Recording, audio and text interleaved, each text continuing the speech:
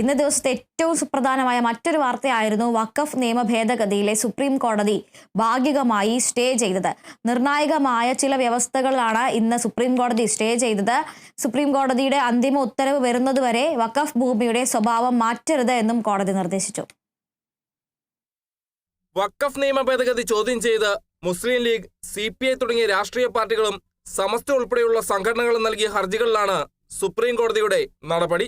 വഖഫ് സമർപ്പിക്കുന്നവർ ഇസ്ലാം മതം 5 വർഷമായി പിന്തുടരുന്നവർ ആയിരിക്കണമെന്ന ഭേദഗതിയിലെ വ്യവസ്ഥ സ്റ്റേ ചെയ്തതിൽ ഉൾപ്പെടുന്നു. അന്വേഷണം നടക്കുമ്പോൾ വഖഫ് ഭൂമി അതല്ലാതാകുമെന്ന വ്യവസ്ഥയും കോടതി സ്റ്റേ ചെയ്തു.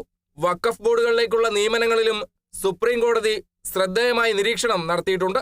കേന്ദ്ര വഖഫ് കൗൺസിലിൽ 4ഉം സംസ്ഥാന വഖഫ് ബോർഡിൽ 3ഉം അമുസ്ലിമുകളിൽ കൂടുതൽ പേർ പാടില്ലെന്നും കോടതി ഉത്തരവിട്ടു.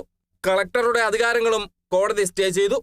സ്വത്ത് വഖഫാണെന്ന് പ്രഖ്യാപിക്കാൻ കളക്ടർക്ക് അധികാരമില്ലെന്നും തീരുമാനിക്കേണ്ടത് ട്രിബ്യൂണലാണെന്നും കോടതി ചൂണ്ടിക്കാട്ടി. അന്തിമ ഉത്തരവ് വരുന്നതുവരെ ഭൂമിയുടെ സ്വഭാവം മാറ്റരുതെന്നും chief justice BR Gavai, justice AG Masih എന്നിവരടങ്ങിയ ബെഞ്ച് നിർദ്ദേശിച്ചു. നിയമം ഭരണഘടനാ ലംഘനമാണെന്നായിരുന്നു ഹർജിക്കാരുടെ വാദം. വഖഫ് ബോർഡുകളിൽ ഇതര മതസ്ഥരുടെ നിയമനം തെറ്റാണെന്നുൾപ്പെടെയുള്ള കാര്യങ്ങളാണ് ഹർജിക്കാർ ചൂണ്ടിക്കാട്ടിയത്. നിയമത്തിൽ ഭരണഘടനാ വിരുദ്ധതയില്ലെന്ന് കേന്ദ്ര സർക്കാർ വ്യക്തമാക്കിയിരുന്നു. National desk, Kerala vision news.